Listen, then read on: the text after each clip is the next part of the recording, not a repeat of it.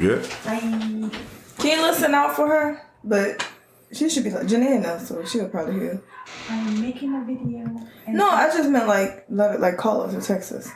You know I'm gonna have to wake her up, right? Wake her up. Yeah. To finish the video, remember? Oh, after you're done with the posters though, right? I'm almost done with the poster, but yeah, after I edit the video too. Oh. Yeah, she should be up by then anyway because she got a bit.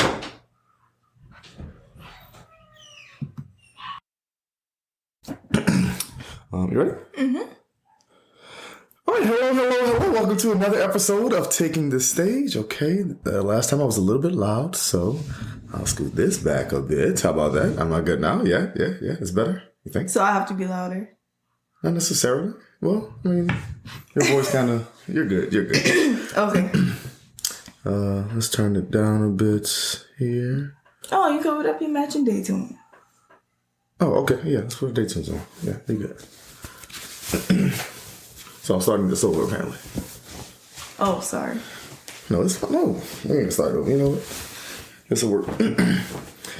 All right, so another episode of. See again, I'm buku loud on here. Maybe it's because you have it like turned this way. Okay, maybe that. I'll turn down the gain. Hello. Hello. Why isn't mine that loud? Hello. Yeah. I'm just loud. That's it. That's okay. Hello. I mean, that's a little. How about this? Okay, I'm very loud. Okay, so that's fine. Okay. I think we're good. So, hello. Welcome to another episode of Taking the Stage. I'm Steve-O, or the math guy Steve. It's Paige, Paige, Wagey. And so, how was your day, baby? I had a really good day. You know, we're out here at the refuge, and we've been here all week. I feel like a conqueror. Okay. You know, because in moments where I would have broken or would have done things differently, I'm glad that I didn't. I chose differently, so I can definitely see the growth in me. Okay, that's good. So, how was the rest of your week? How was the whole week in full? It started off really, really busy because It's kind of hard to do the things that you normally do in a space you're not used to being in. Yeah. So with all like the technical difficulties and then just difficulties in general, and then being here with so many people and still trying to get your worldly things done, that was a challenge. But all in all, like I always say, we made it. There we go. Okay. And I'm just happy that we're here. All right, me too. And so,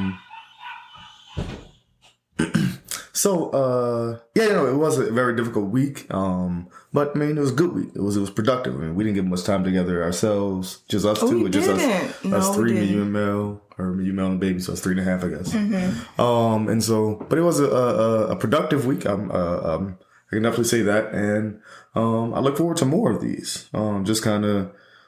Especially because we don't get to interact with many people anymore. I mean, with the quarantine and whatnot. And so being able to, interact with not only family, but church family and people that are of like mind and like beliefs. And you don't have to worry about, quarantine. The pandemic or COVID. You don't have to worry about COVID, but you also don't have to worry about, who your kids are around. Like, this is a safe space, essentially. Yeah, it definitely made me feel like, the plans that we've been making and things like that, it made me feel like, yes, we can do it. Yeah. Me too. And it made me more excited and eager to continue on. And maybe, instead of taking out like a lot of baby steps, we can take a toddler step. Right. Yeah, but I'm excited. Me too. So that was it was a good week, yes. Productive week, and so what's this episode about? Tomorrow we find out what gender our baby will be. We're having a gender reveal. A safe one. A safe I think it's the safest possible reveal you could have. It's on Zoom. It's on Zoom. A virtual Zoom reveal. Yes. Yes. And so we invited friends, family, church family. Invited them all just to kind of hang out with us for a little bit and then have a gender reveal. And so... I have a quick question. Go ahead. What you got?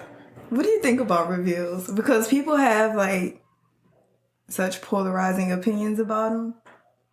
I mean, okay, what I think about... Sure. There are things nowadays, right? They are a thing nowadays, and so I get why people have them, and you know, you're excited. But I mean, it's not. I'm not opposed or for or against. It's kind of a okay, right? Yeah, that'll work. Yeah. Just to kind of make it it is an exciting moment. You finding out what gender your baby is. It's an exciting moment to know, okay, well, I'm going to be raising a boy or a girl. So that's an exciting thing. So I get why it's a thing. But if they never existed, I wouldn't be like, dang, man, I wish I had some way to celebrate this. I guess because you lived in a time where they didn't exist. Exactly. Also. Exactly. Being 33. How old am I? 32? 33? Making 33. Okay. Being 32 years old, yeah. For most of my life, they did not exist. Right. So, I'm not, but again, like same thing, I'm not opposed to those types of celebrations, I suppose. What about you? What do you think about it? I kind of feel the same. I think that the ones that are like out there, like, the kind of like the ones you see on the headlines and stuff, I don't really understand those because I don't see how creating your own like fireworks and stuff correlates to a baby. The basketball and well, I mean, those just are the ones that are like dangerous. Oh yeah, it's like way too excessive. Yeah, but those it's like in the process that it's dangerous. So why would you even risk something like that over something that takes a few seconds to do? But I don't know. I kind of feel like if it's your kid and that's what you want to do, then by all means go for it. Yeah. If that's what you want to do and it's your preference, then I feel like you should go for it. But if you know that it's dangerous, I don't see why you would even risk doing something like that. Yeah, then again, I don't even like fireworks and stuff like that. But to each their own, I guess. True. Okay, so but we'll have. Okay, so first, we did have a gender reveal for our first child, right? We had a gender reveal. Oh yeah, it was more of like a personal thing because it was just you and I, right? Mm-hmm. And so it was a gender reveal to us. How did that go? How was that process? I really enjoyed it. We got home from church and we put the video on. Yeah, it was a video, and my mom. Yeah, your mom created a video with like, and the reason I like that video was because it was us, but also like our friends, and like our journey and all of that stuff. And then at the end, she kind of tricked us because we thought it was going to be the reveal. But then she was like, no, open this box. And then in that box was another box that had the two silly string things with the purple, not purple, but the pink or blue. That was really cute. We were to, at the end, there was a note inside the box that said, y'all spray each other to see what the gender is. And I was so excited, I just unloaded the whole can on you. I have long hair. There was a lot of cleaning. There was a lot of cleanup, but it was fun. It was fun. And so tomorrow we're having our gender reveal for our second baby. And again, we invited our friends and family. It's going to be fun. So in saying that, how do you think the actual, regardless of gender, how do you think having this second child, having this new baby around is going to be like? What's going to be the experience, or what do you see as the experience for him or her, and how that relates to Mel? I go back and forth. Right now, I feel like it's going to be an exciting experience. And of course, it's going to be something new for all of us to get used to. And just something that we will, of course, grow from. And then sometimes I get so nervous. And I kind of feel like, how are we going to get this done? Even though I know we're going to get it done because we have to.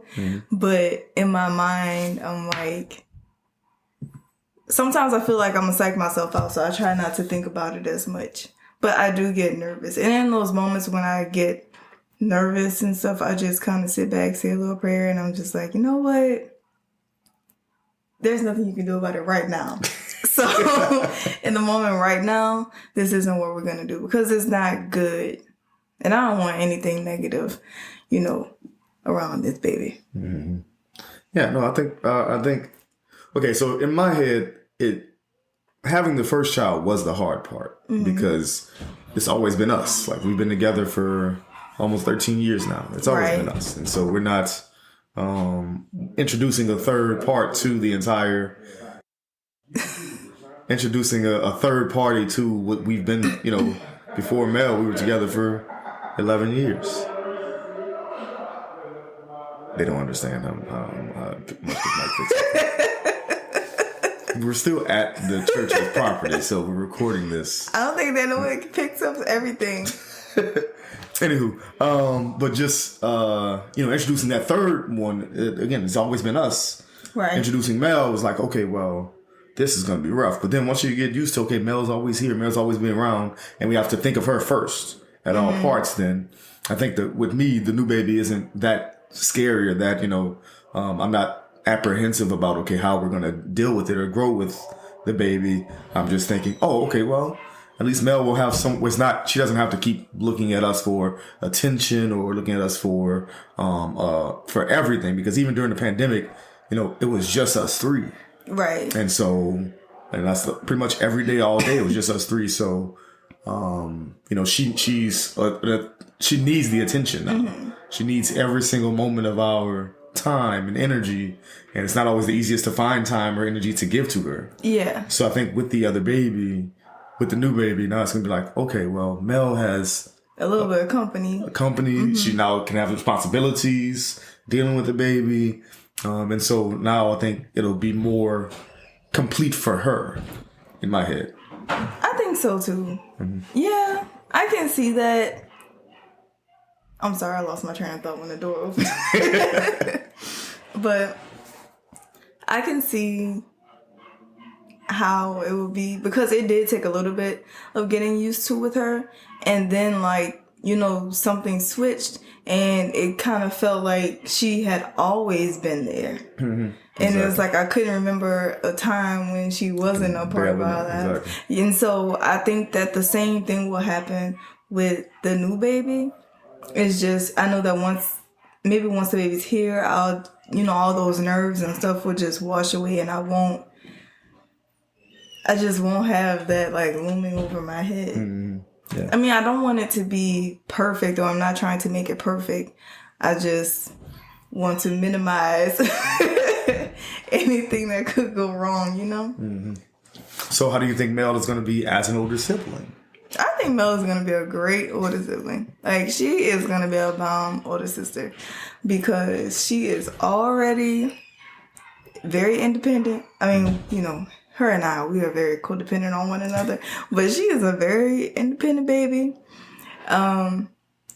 She's very straightforward and will tell it like a TI is. Mm-hmm. And she's so adventurous. She wants to know how things work all the time. She wants to fully understand everything. So I think that she's gonna pivot to the role of being a big sister very seamlessly. And so, and I agree because Mel, okay, so you said it nicely. Mel's bossy. So she's bossy. She tells everyone, like you said, how T.I. is, but also how she wanted to be I is. Okay?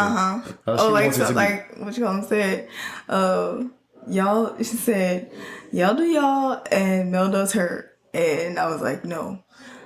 Mel does her and we do Mel. Yes, that is it. We're great parents, but Mel is, because we're so focused on her all the time. Mm-hmm. She is definitely her world, and we're just living in it.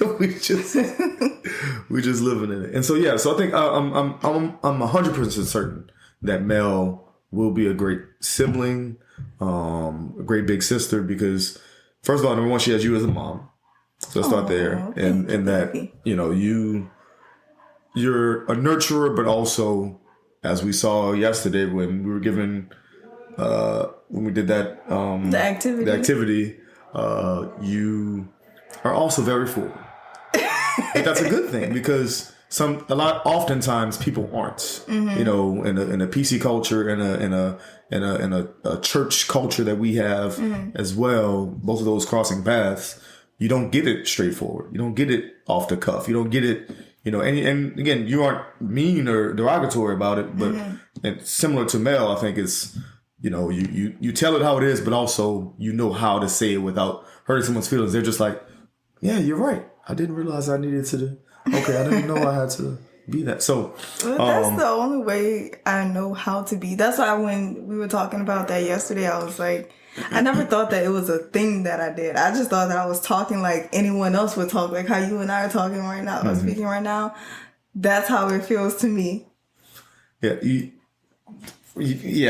to you. The rest of us take it a little bit different, which is good, which is fine, because how and we kind of yin and yang with that, right? I'm trying my hardest not to. I tiptoe around everything, right? If I'm trying to explain something to someone, whether it's something they need to do correctly or incorrectly, or they're not doing it properly, or it's something I'm trying to explain to them that they need to be better at, and so I ease my way into it. But you just like, listen, you need to do better. I'm not trying to make that laugh, make that little chuckle like you just did, and then that'll ease it. Where it's like, but you still need to do better, okay? So anyway, but yeah, I think I'm certain that Mel will be an amazing sibling. Yes. And because she's already a big sister to her older cousin. She's a big sister to her older cousin. To all three of her older cousins. Most of them have at least 3 years on her. Yes. And she leads the troops. Certainly. And then, I mean, not only that, but she's not only going to have this sibling, but also her newest cousin. Yes. To lead. And so Joshua is not playing either. Yeah. And so I know that she'll, take that in stride, because, I mean, that's just her personality already. She's had personality since men. Mm-hmm. So, okay. In saying that, how do you think that the having the new baby around will? So now we're at 12. The age is 12. All right. 12 and a half. No, I'm saying right now we're at 12. So with the new baby, adding the new baby in. I was counting. What's called this 12. Yeah. This is a half. So. Now, so that's what I'm saying. We're 12. Adding the new baby in would be 13 or 12 and a half. That's fine. So I'm saying right now we're at 12. Adding the new baby in, how do you think that's going to affect our dynamic as a whole? Or do you think it'll be anything? Because as many babies as can come through the 12, it's kind of like you just get in where you fit in. No, but okay. I get you. I'm saying, so oftentimes, and no shade to anybody, but oftentimes, it's been, okay, well, when we say the kids, we're referring to Shane's kids, Shane and Nate's kids. And so now we have kids. And so how does that play into, okay, well, our family dynamic as far as, because it used to be, well, okay, well, don't forget about Mel. But now it's like, okay, all of them have to be included all the time, especially with Josh coming in as well. Now we have, when we cook for 13 now. Yes. That's a lot of people. When we cook, when we clean, or when we plan trips and plan things, it's a lot of us. So it started off as 4, and then 6, and then 8, and now we're at 13. Right. How do you think that dynamic is growing or changing all of us? I don't think the babies necessarily are bringing us closer. I just think that what we're doing and the faith and everything is what's keeping that glue kind of secure. Mm-hmm. And just the children are just, that extra sprinkle a little something on top.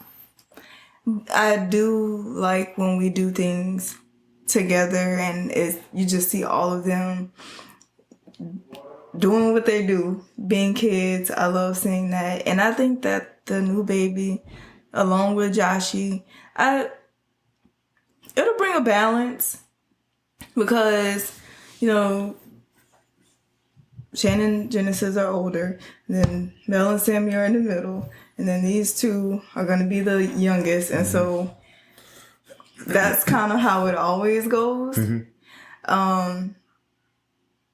I do kind of think it was a little hard for everyone to get on board with, like you said, the make sure you include Mel type of thing. But I think that now, at least they know what we expect. So even if it's not an initial thought, at least now it's a thought.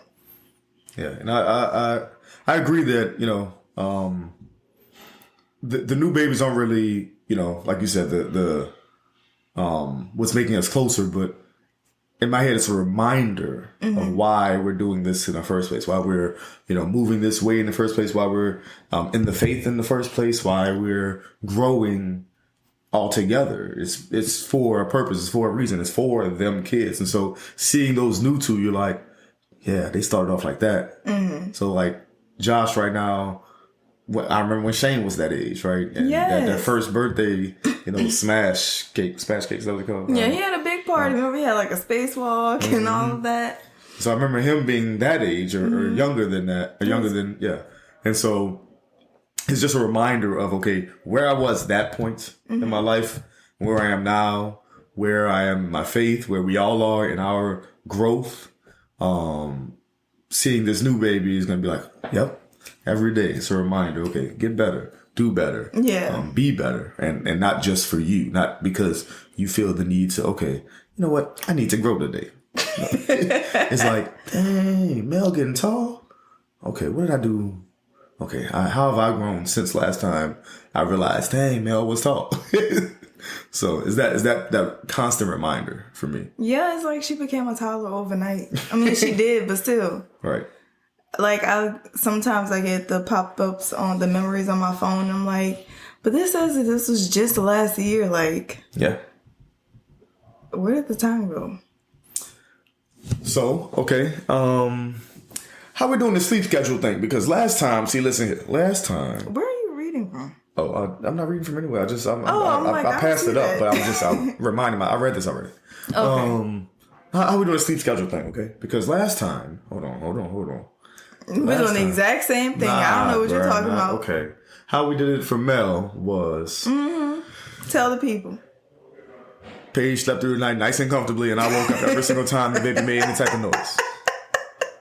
And I disagree with that being the approach this time. No, the reason that was last time, number one is that Paige had a very uncomfortable experience with her birth, the birthing of Mel, and so but also, I mean, first time mother, so you're exhausted. Well, any time, not a first time mother, any mother is exhausted after giving birth. But also, I'm a night owl, and so that's actually not that big a deal for me to wake up in the night. I still do it to go take Mel to the potty, and Paige, Stephen, now got a potty. Go take that child to the potty. In the middle of the night. I'm like, not a big deal because I don't sleep comfortably anyway. I don't, 7-8 hour night sleep straight doesn't really, that never happens. But 4 hours at a time, yeah, that's fine. Wake up once in the middle to take Mel to. So, but we still sticking with that schedule though? Because now we got Mel in that too, right? I know. That's not quite the same situation. Well, I think it'll be different this time because I don't get that much sleep anyway. So, like, do you remember how exhausted how much you slept though? Yes, what I'm about to say is, when Mel was first born, it took me a while to get into the habit of, the waking up every 2 hours after being with her all day and still doing all of that, that same schedule, every 2 to 3 hours during the day and then going to sleep and then still doing it. So it was hard for me to break out of that cycle of, 6 to 8 hours straight of sleep. And then eventually somewhere in there, time got lost. And now, I wake up naturally around like 4 anyway, and I hear her more. And so I think that this time around, the sleeping thing won't be as much of a struggle. I mean, I'm sure it'll be a hurdle, but it won't be as bad as it was with Mel. Yeah, and preferably not. Preferably not for both of us, because we aren't first time parents anymore. So preferably we actually have adjusted and can make changes to where we both can, and we always work it out, so it's not a big deal. But just making changes as far as you're gonna have this shift, or you're gonna make this time, etc. to wake up for Mel / the new baby, and take both of them at the same time, and when that baby wakes up, okay, Mel wakes up, so she can go to the potty, bring her back, and then rock the new baby to sleep or whatever. Being more stringent with the sleep training is gonna be better too, because with Mel we were kind of on and off with it, and so we couldn't really get her to sleep like fully through the night.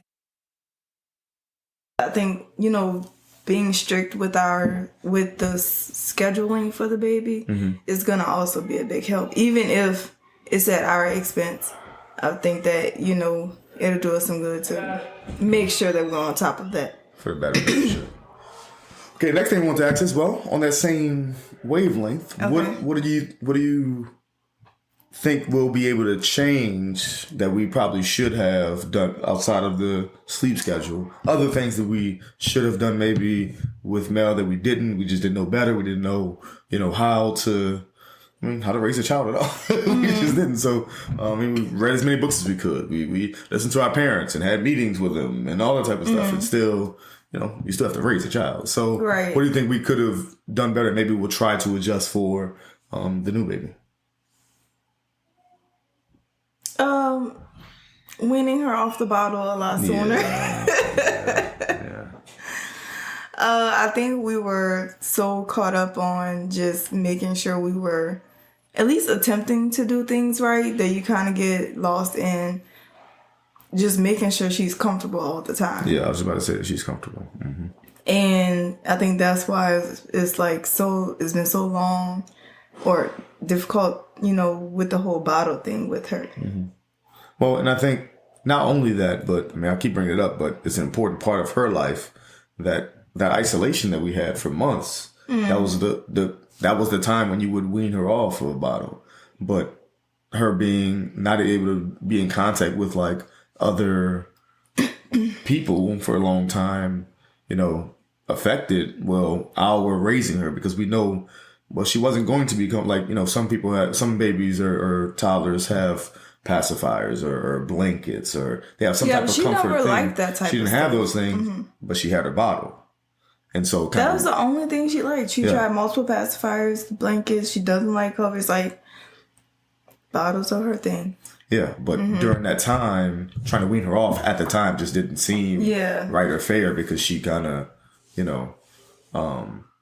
but yeah, I think that definitely also think potty training earlier and, like you said, more consistently, like every single. She's still kind of early for potty training anyway, because we did start early. Yeah, it's just the consistency part. I do see what you're saying. Yeah.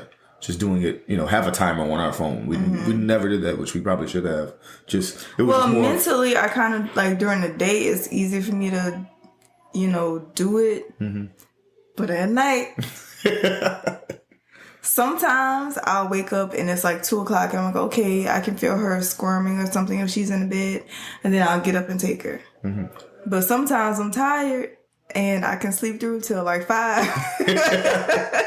Like, dang, should have took it. Yeah. Yeah, no, I'm with you. So in saying, okay, things we would have changed, you plan on changing the entire birthing process for this new baby, correct? Of course. So we didn't like our hospital visits, or the actual. I just didn't like the birth. Yeah. I mean, not the birth as in me physically birthing her. Yeah. But I didn't like the process that the staff had.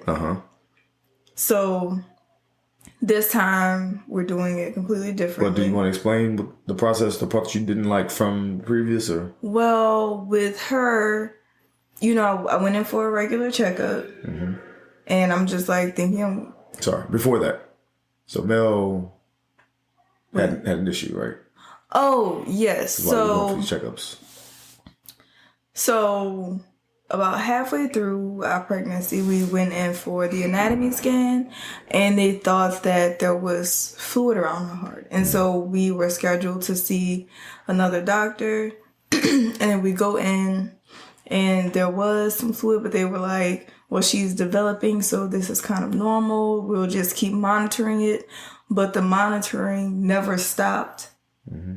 And we kept asking questions, and we didn't really understand what was going on. And it seemed like they didn't either. And we just were told that they couldn't do anything or give us any real answers until she was born. So then that kind of put us in a limbo where we just had all of these appointments all the time up until, yeah. So on top of the regular appointments for checkups, mm-hmm. we were going to the pericardiologist during the week as well. And it was just a lot. It was a lot. I know that that's something that they do all the time because, you know, that's their job and that's their specialty. But as a first-time mother, like, going through that, it was just, like, hard. Sorry, I don't want to cry. And so, so then you actually went in for just a regular checkup. Yeah, I went in for a regular checkup. And this was the same thing, right? Where it's just they were checking on her. No, that wasn't with that doctor. But then, okay. You remember towards the end, they were like, I don't know why they keep sending y'all to us. Oh, yeah. so they stopped sending us there. But no, they said they would do it just as one appointment, but you can see both doctors. I remember that at one point. Yeah, but you're talking about after that. Yeah, after that. Okay, yeah. You asked me to explain the birth part, right? Yeah. But after that, towards the end, they were like, I don't know why they keep sending you to us, talking about the heart doctor. They're like, I don't know why they keep sending y'all to us. So they kind of stopped doing that. And they were like, we'll check her out when she's born. But just to make sure. We don't want to keep having y'all come in when we really don't know. They kept saying that they couldn't get a good angle on the camera. Because of how she was. Because of how she was positioned. Excuse me. So the day of the birth, you went in for a regular checkup. I went in for a regular checkup. And, you know, they hook you up to the monitors and stuff to see, like, if you're contracting towards the end and to see the baby's heartbeat and all of that. And I was sitting on the machine for about an hour, and then the nurse came in, or the technician came in. And she was like, okay, we need to, let's just try to do it again. And in that moment, I was like, uh-oh, like, what is going on? Because I was just sitting there, like, passing the time by playing a game on my phone. And they did it again. And then she came back and she said, she was pointing to the monitor. And she was like, well, do you see these? And I was like, yes, ma'am. And she's like, okay, so those are contractions. Do you feel anything? And I was like, no. And I knew it was very early because I was like 37 weeks. So I still had, 2 weeks, like 2.5 weeks or something like that left. Mm-hmm. She was showing me, like, the contractions on the screen. And she was like, well, the choice is up to you, but we'll prefer if you have the baby today. And that was, like, everything came to, like, this screeching halt. And I was asking questions like, why? What's going on? Like, is she okay? Like, what's happening? And I just remember being nervous, but I just remember feeling like something is wrong and they're not telling me. So I was just trying to make sure that I kind of remained calm, even though I could tell that something was going on. And so I called you twice. Well, I told them that I didn't want to be admitted to the hospital and sign documents and stuff without my husband being there because you're my emergency person. Mm-hmm. And so if anything was wrong, which they hadn't told me what was going on, I would prefer, for you to be there. Mm-hmm. And I called you, and I remember my phone was on 1%. So my phone died, and I had to find a charging station in the hospital. And I was able to call you, and I think I called my mom and your mom. And Our friend came to the hospital to help. Go ahead. You know what? Don't nobody be in this building. Bruh, ever. All of a sudden, everybody want to be in the building. The door up and down swinging. Go ahead.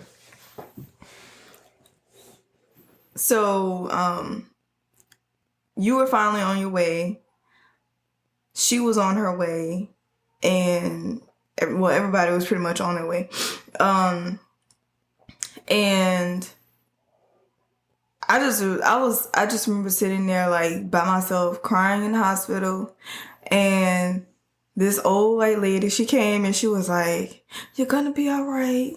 You're gonna be a great mom." And like she was talking to me about being by myself. I was like, "Girl, I am like 27 years old, 28 years old. Like I'm a married woman."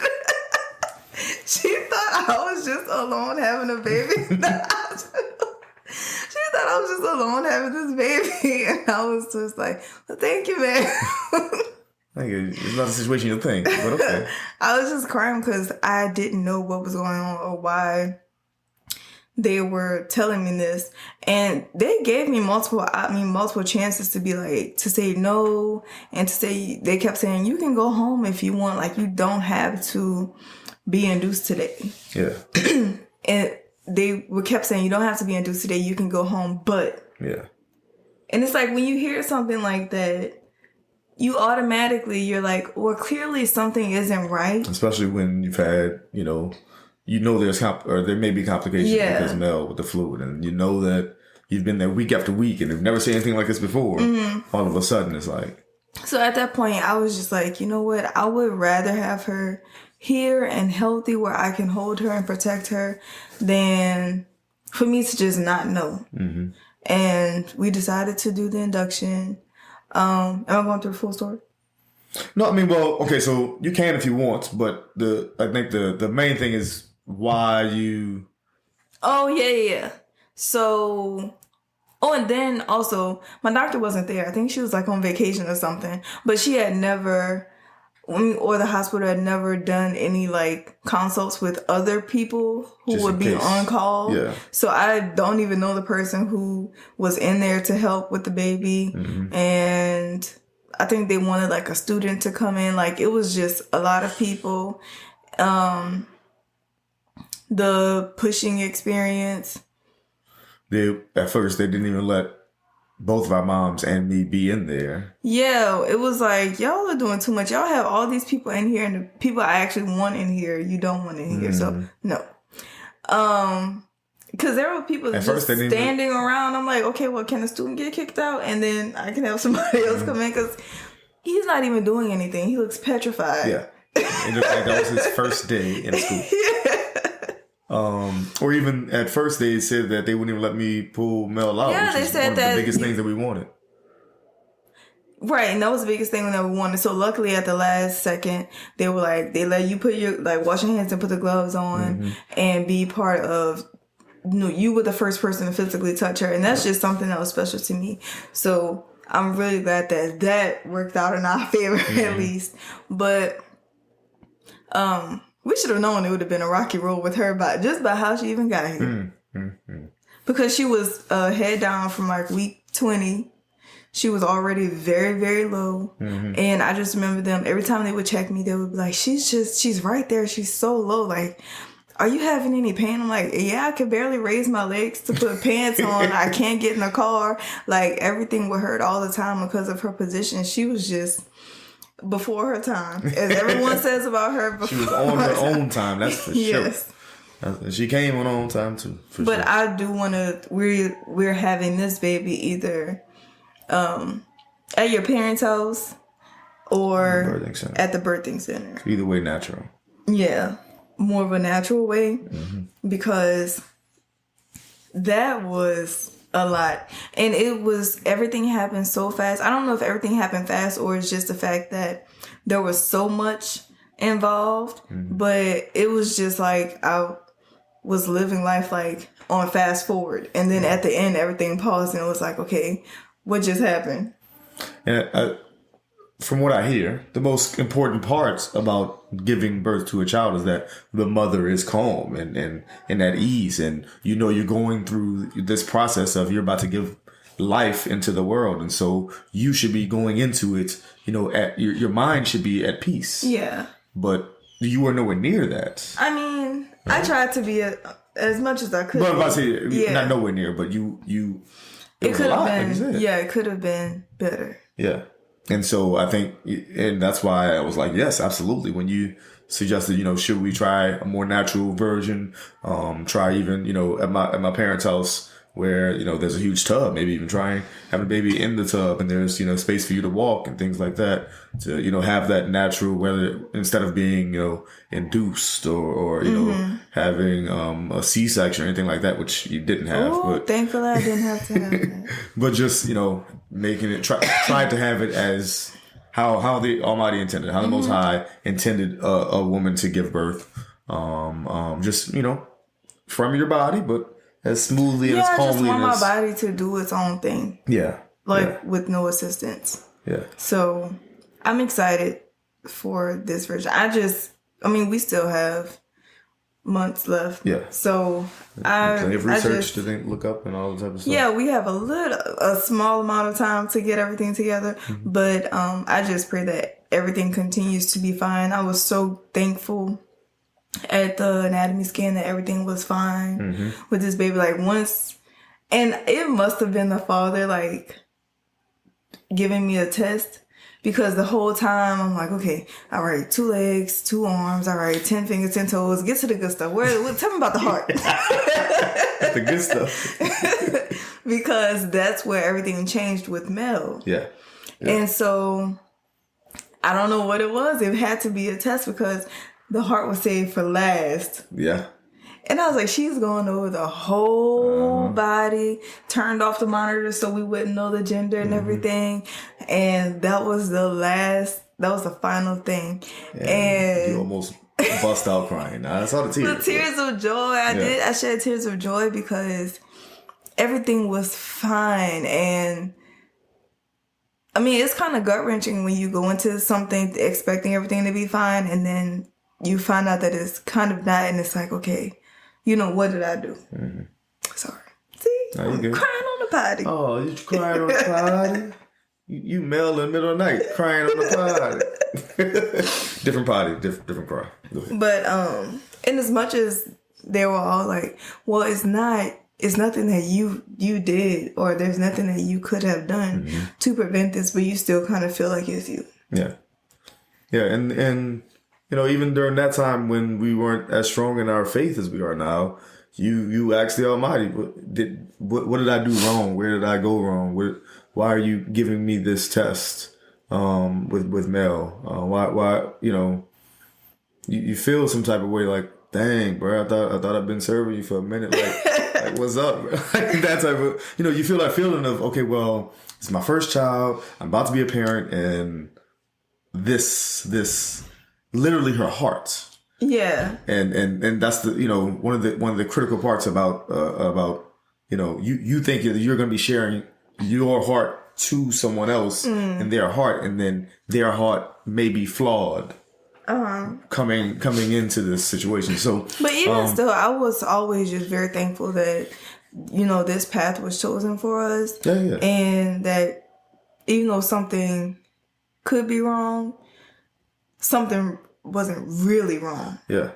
So I would always just be thankful that, the news, it's not ideal, but it could be worse. But I've always had that sort of mindset with things. Yeah, I was just, and not saying that that's how I thought about it all together, or for the most part. I was just saying you do have those little doubt nuggets that pop into your head. It's like, okay. But like you said, you quickly get over that and get to the optimistic version of that. But similar when we went to, I have a similar feeling of similar story when we went to the new baby's, anatomy appointment, and I thought the same thing. I was like, okay, I wasn't thinking about quickly get to the heart, but I was more like, I just pray everything's okay. It's interesting because oftentimes when you don't know the gender, or the baby's coming up to 5 months, or whatever it is, or a gender reveal, oftentimes people ask you straight up, well, what you want?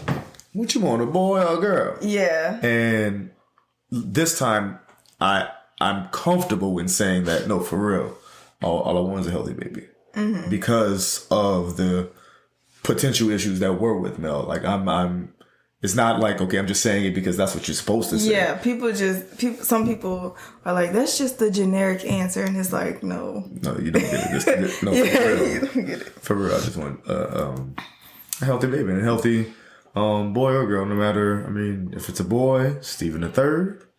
If it's a girl, Harmony Elia, to go along with Melody Zariah. And so, we've had our, and we actually plan on having a vote in the Zoom. I have to do that. Yeah, we're going to do a poll. You already created the meeting. I think you have to go into the same meeting. Yeah, I have to just go to the settings and make it. So we'll create a poll to see what our family and friends think before. And then, of course, we've been enjoying ourselves. And, I'll say hey to everybody and all that good stuff. And then we'll finally reveal what we're having, a boy or a girl. And so the last thing I had for the pod is... Well, I have one more question. Sorry.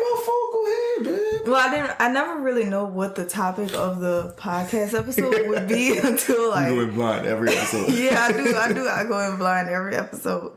But... I saw you trying to read over my notes over here. And when you started talking, I was like, okay, he's not saying anything that's on the screen. This is me doing my research beforehand. But go ahead. How have you been during this pregnancy? I feel like we've had so much going on that we haven't really had time to sit and really talk about it. Mm-hmm. But what are your thoughts from like when we found out and how have you been? Okay, so when we found out, number one, we found out because, well, first, Paige is in law school, and she was having final exams, and she was pretty stressed about finals. And so right before her last final exam, you cough all on the pod? Cough in your hand directly at me toward the mic. Okay. But we found out during her exams and like right before her last one, she was really stressed and had missed the cycle, and she was like, okay, well, I'm just gonna take this test. Just like last time with Mel, same thing happened. Where it was like, okay, I'm gonna buy a test and a bottle of wine. We're gonna take the test. No, remember, I didn't realize it until your mom was like, she said something about Mel in a month. I was like, dang, I haven't had a cycle in a month. And that's what triggered it. At the time, we were staying with my parents. We were transitioning. Yeah. So we had transitioned from our old house to the new place, but we stayed with them for 2 months. And so anyway, my mom had mentioned to you, and you was like, okay, well, yeah, maybe I need to make sure. And so pregnancy test and bottle of wine. We'll see which one we gonna be. And soon as should have had the wine first. No, girl, no.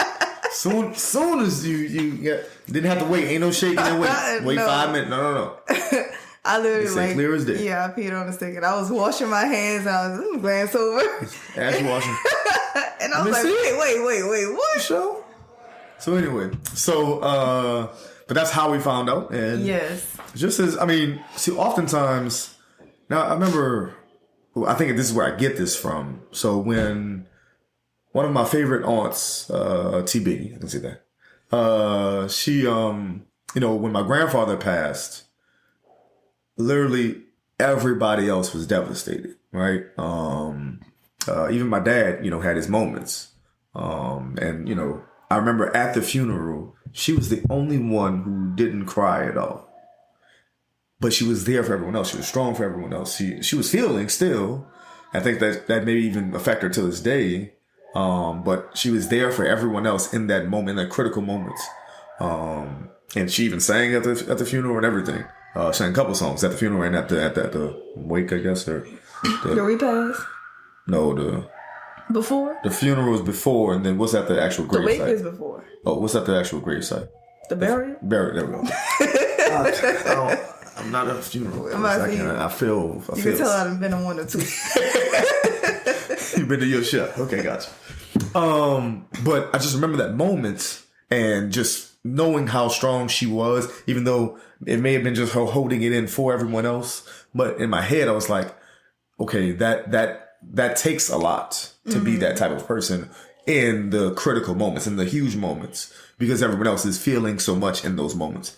So all that to say, when I found out, I mean, just like even during the pregnancy or during, your moments of vulnerability with Mel, I try to be as strong as I can for you, for the moments, for that time, because I can see how much someone else is trying their hardest to lift up or be elevated in that moment. So when I found out, I was just like, okay. And even though you've had your doubts and I'm not sure how we're gonna deal with it. I try to be as cool as a cucumber is the phrase I think they use, I think. I try to be cool in it, even though I am, I do a lot of prayer. Because Mel being born, or the entire pregnancy with Mel and having Mel now is a lot already. Yes. So this new baby, I try not to make it a lot. It may have been just a lot in my head.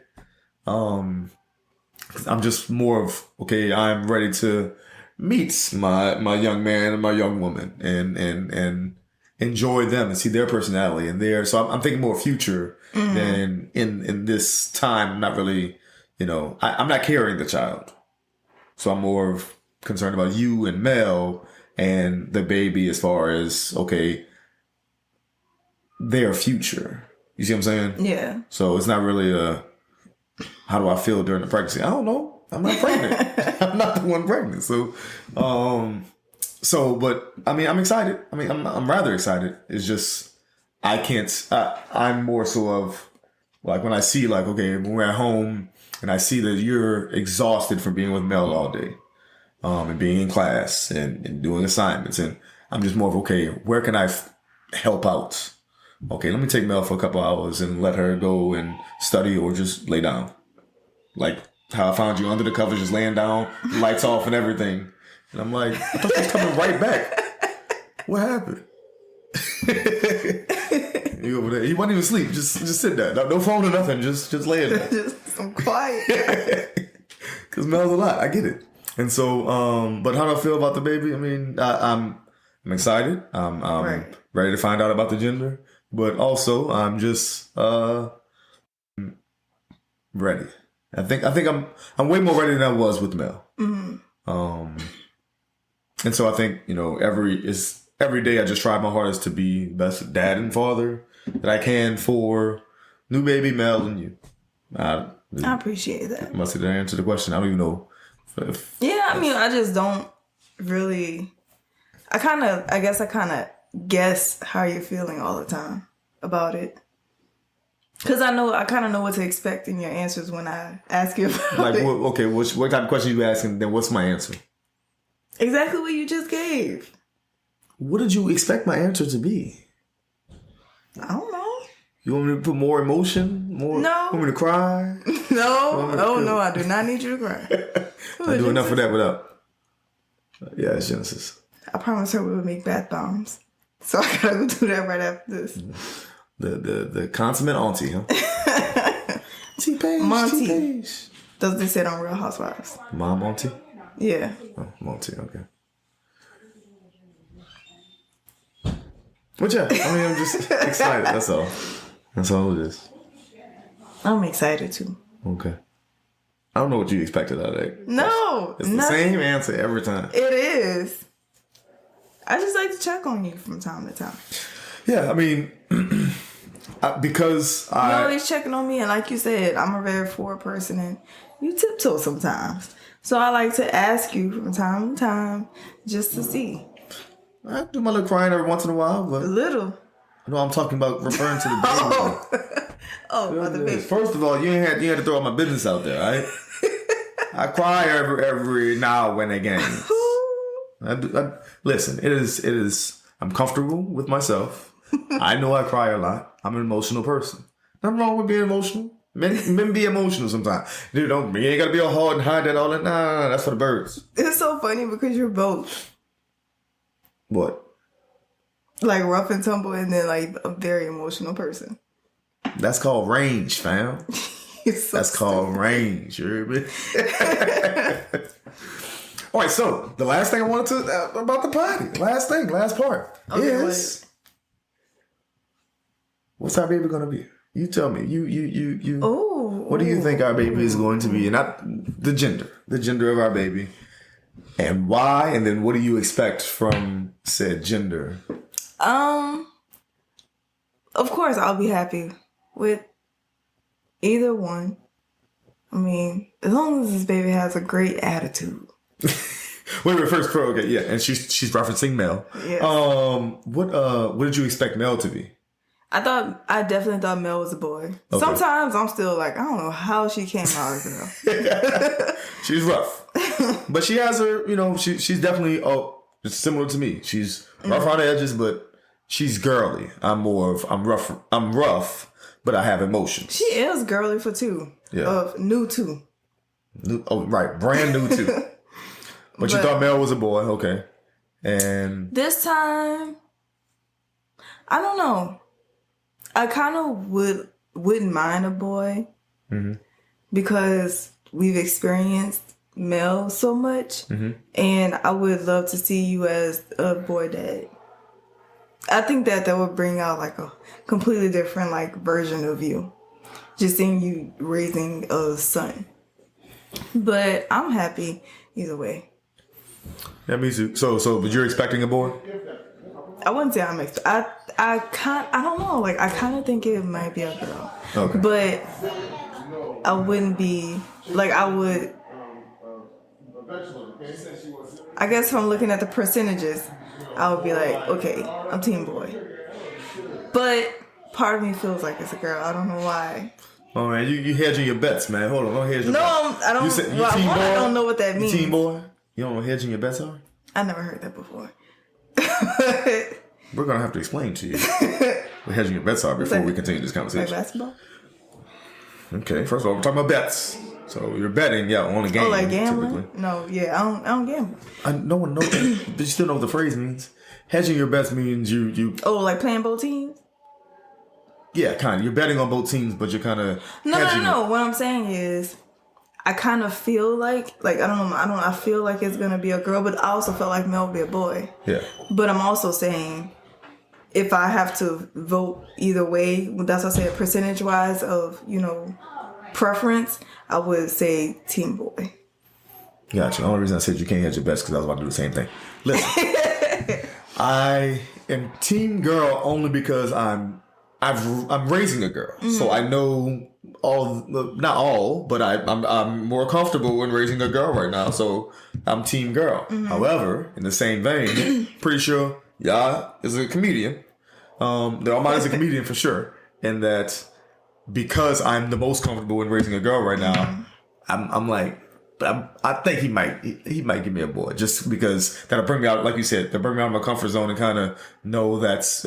And same thing with you. I think you raising a boy, you would understand more about me and about us males. I mean, you growing up, you had your uncles, your grandfather, and your brother, but you understand none of them. No. But I think that's probably where I just get that straightforward thing from. Because that's definitely where you get that from. I had like a lot of like. But then again, your mom and your grandma the same way though. Yeah. So that's why I'm like, it probably wouldn't even be different with me raising a boy. But I definitely know that it would be a little different for you. Yeah. Yeah. And I'm excited to see what boy Staige looks like. What do you think about boy Staige? Okay, so very last question. We having any more after this? You know that's what the people gonna ask. That's what everybody gonna ask. And you know what? I think that the father had me see this multiple times this week for a reason. Because you've always... I'm gonna tell you right now. Okay. So you've always wanted a lot of kids. I've always wanted 2. With a period at the end. Periods. And... this week I kept seeing this thing that was like, some girl had like 5 kids or something, and then she said people kept asking her if she was going to have any more, and her response was that someone told her you'll know when you're done. like you'll know when you're done having children, when you don't want any more children. And she said, and at this point, I don't have that feeling. I'm not planning on having another child, but at this point, I still don't have that feeling. And so that's kind of how I feel. It's like I don't have that feeling yet. But even I know sometimes when Mel's getting on my nerves, I'm like, girl, this next one is it. We're done here. We're done here. But I don't think I'm at the point where I would like ask for either one of us to have any procedures or anything done. Mm-hmm. Gotcha. Yeah. Yeah. I mean, when we first met each other, you had 3 siblings. Mm-hmm. Sorry, you have 2 siblings, so it was 3 of y'all. Yes. And you said, my nephew just gave us the 1 minute, so we got 1 minute to finish the podcast. Growing up, it was 3 of y'all, and so you said you only wanted 2 children. Mm-hmm. Growing up, it was only 2 of us, me and Shane, and so I said I wanted 3 children. Mm-hmm. And so, but we said, okay, 2.5, like jokingly saying that, okay, well, we'll have 2 children, then we'll see about a third. Might have time for oops, baby. Right, oops, baby. So, we'll see about, further children, but for now, just like when people were saying, as soon as Mel was born, when y'all having another one? Oh my goodness! Everyone keeps saying we're having Mel. That's what we're having. That's what we kept saying. But are you getting this too? Like I just told your mom, and people keep asking, well, if this is another girl, you guys gonna try for a boy? Or they're like, I want it to be a boy, but if you have a girl, you can always try for a boy. And I'm like, I'm already pregnant. Like, I'm still baking this one. Like, why you want me to have another one already? Like, it's never enough for people. Yeah. Which I've realized a lot. I stopped even taking it seriously. That's just them wanting to banter or small talk or shoot the breeze.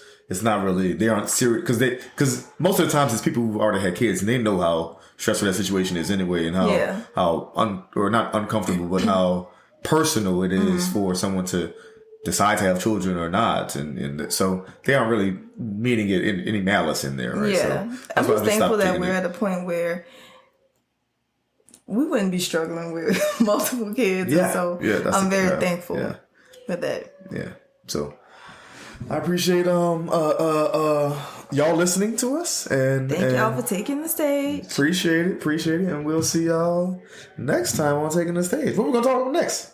Who knows? I definitely don't. Well, I be knowing, All right, y'all have a good one.